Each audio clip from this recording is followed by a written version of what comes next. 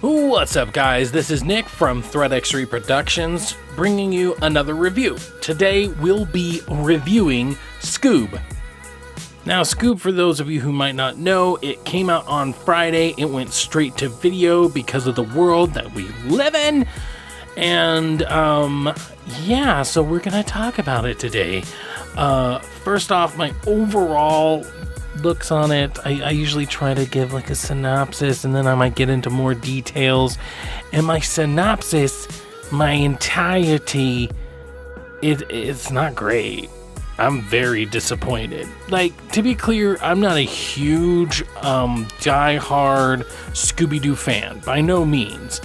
But I feel like for the first act, I was like, okay, all right. I was laughing quite frequently, and I really enjoyed it. But then the rest of the movie happened, and I'm just like, oh, wow, I do not like where they're taking this.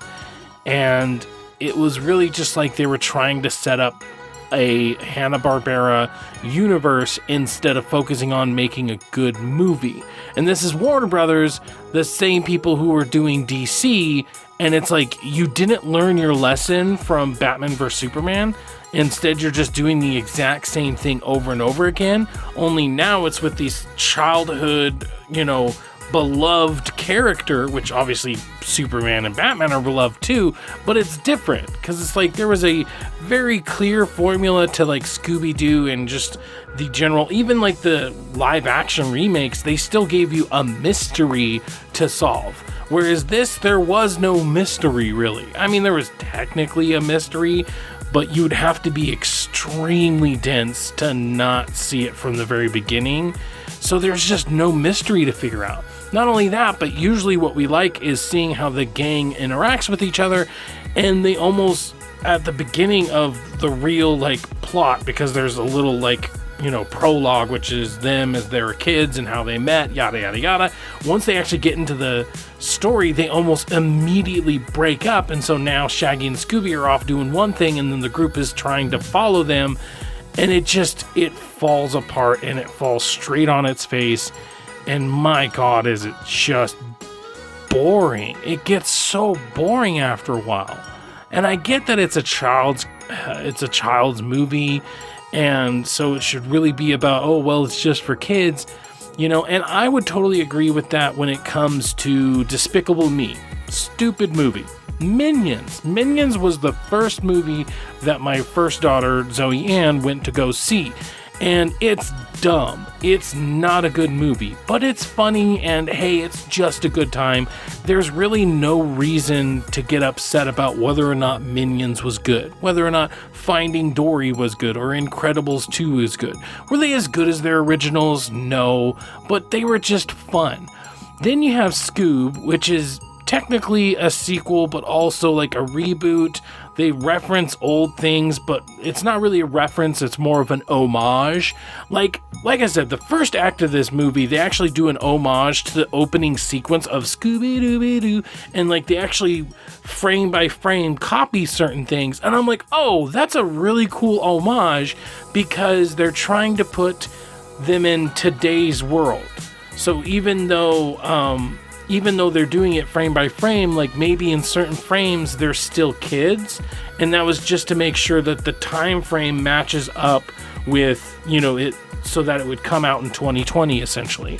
And these kids are millennials, and in general, it's just that's where the charm stops, because as soon as they grow up, suddenly it's about the gang splitting up and blah, blah, blah. And I don't know. I think the number one problem is that this was marketed as the beginning of Scoob. This was how did Scooby meet Shaggy? That was the whole marketing behind it. And so to watch it, and that's really just a very, very small chunk of it. And we're already to the gang, splitting up. That really felt like that should have been a movie too. This should have been how everybody met. It really should have been how the Mystery Inc. really got started. But that was Act 1. And then after Act 1, now we're already to that same tired storyline. We've seen that same storyline in the cartoons, in the live actions, in the straight to DVD movies. We've seen it so many times, and this was supposed to be the beginning. This was supposed to be an origin story. And the fact that they just skip ahead to that was kind of lazy in my opinion. Because what makes it so lazy is, once again, the shared world aspect. It's like, okay, now we have the Blue Falcon and Dino Dog. Now we have Captain Caveman. We have Magilla Gorilla. We have all these freaking people that are just thrown in there. And it's just, maybe this would have been an awesome movie if this was the second movie. But since this was the first movie and they were just so clearly trying to make an MCU, oh god, that's so frustrating, you know. And once again, I'm not a super huge Scooby-Doo fan. I watched it all the time. One of my favorite cartoon movies of all time is Scooby-Doo and the Zombie Island. Yes, please. One of the best movies of all time. And having said that, like, I didn't expect that much out of a reboot. I just expected them to give us the same characters that we know and love and make them in today's world, and I would have been okay with that. And for the most part, all the voice actors do a really good job. Fred Jones is Zac Efron. Velma is Gina Rodriguez. Will Forte is Shaggy. A lot of people in the lead up to it made it seem like, oh, Will Forte is just not a good match.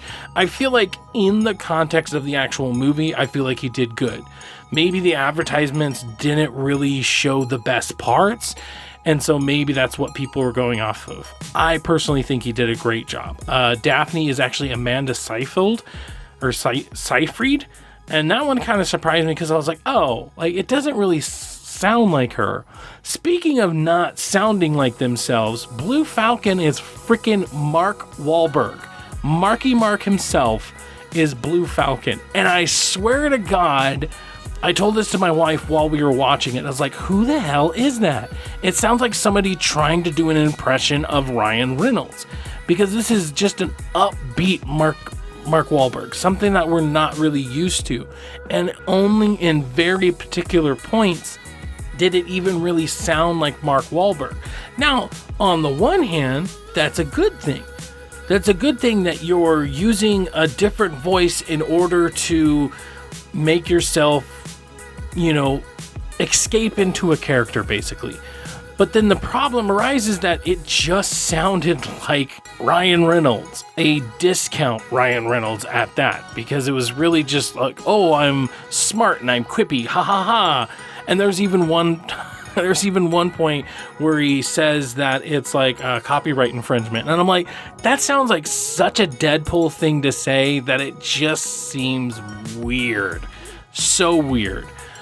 I mean, other than that, yeah, everybody did a good job. So, like, it almost sucks. It almost sucks that everybody does such a good job because it's in such a bad movie. It's somewhere in between a bad and a mediocre movie. The mediocreness of it is because just how meh it is. And what makes it bad is the potential. Because this same cast, but maybe just with a more traditional storyline, which being, you know, the gang solving a freaking mystery, like that would have been interesting, in the interconnected and how they interact with each other. That would have been interesting. How Zac Efron handles situations is funny. How Daphne handles situations is funny. Velma, the smart person. It all makes sense. And when they're together, that's when it's interesting. The problem is that for about 80% of the movie, they're not together. And then for another 10% of the movie, they're kids and it's awesome and it's whoa, all right. And then another 10% they're together as adults. And it's just like, it didn't work whatsoever. You know, funny thing is, if you rent it, it's $19.99. And then for $24.99, you own it. This is really weird. Obviously, we're living in really weird times. But for me, it was like, you know what? I might as well spend $5 extra and then we get to keep it. So then it's like, okay, well, would my daughter like it? Does she like it? That's the real question. So we have Zoe Ann here, okay, and she watched Scoob with me, and so she's the key demographic. I thought I would ask her, what did you think about Scoob? Good. You liked it? Yeah? What did you like about it? Friend got to be the key. Oh, yeah, he did? Mm-hmm. Yeah. Did you like Scooby? Was he silly? Yeah, I like all the parts. You like all the parts? Yeah. Yeah? Even like the superhero guy and his robot dog? Mm-hmm. Yeah. Would you want to watch it again and again and again? Yeah. Yeah, you like it that much? Yeah. Really? Are you glad I got it, or would you just like to watch it once and then never watch it again? You glad I got it? I love it and you got it. Okay. All right. Thanks, baby. So there you have it right there. I'm glad I got it because she seems to like it and she gets to watch it over and over again.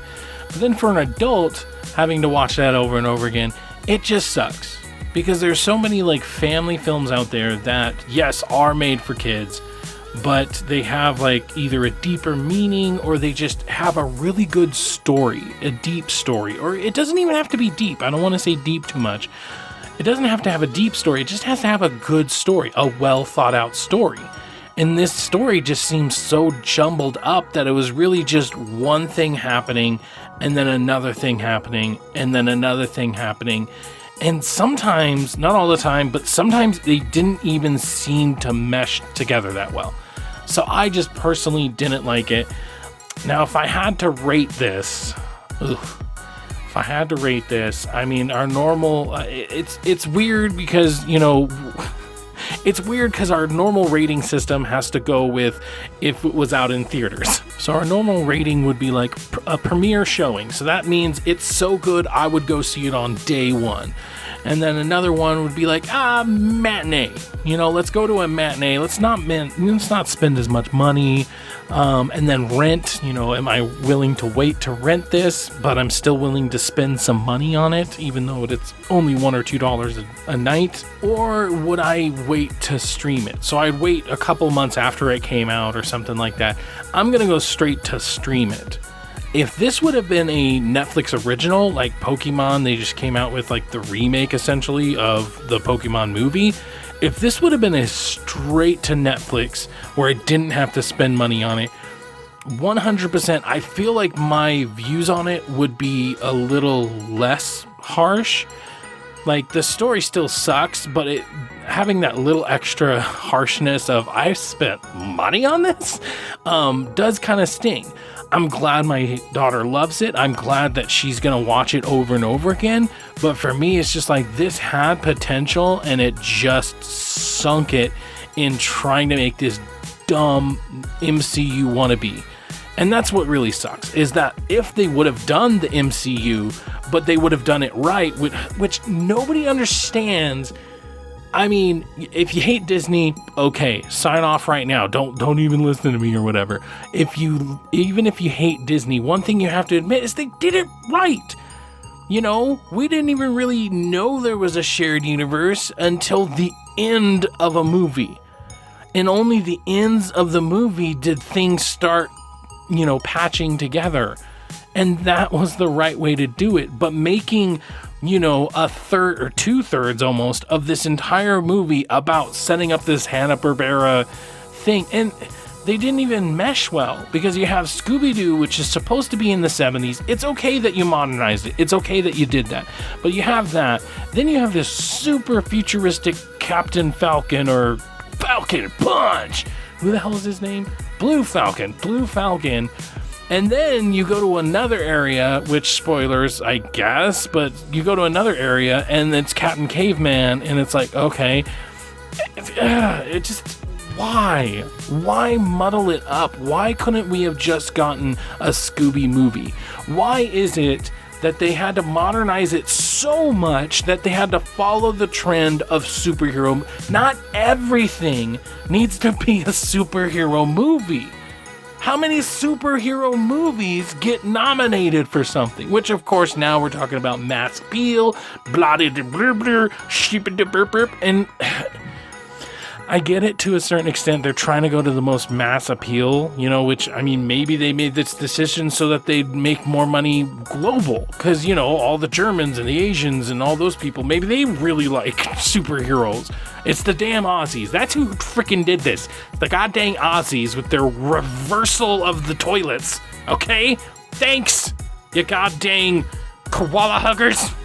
But yeah, that's my thoughts on it. What do you guys think about it? Have you seen it? Were you willing to spend the $19.99? You're probably not going to be after this, but let me know down in the comments down below. Do you have kids? I mean, I think that's another thing, because you could watch this as an adult and sure, you might enjoy it, but I really want to know, if you have kids, do you like it? Do you not like it? Let me know. Thank you so much. Make sure to keep here. Look out for some more stuff. Bell icon, subscribe.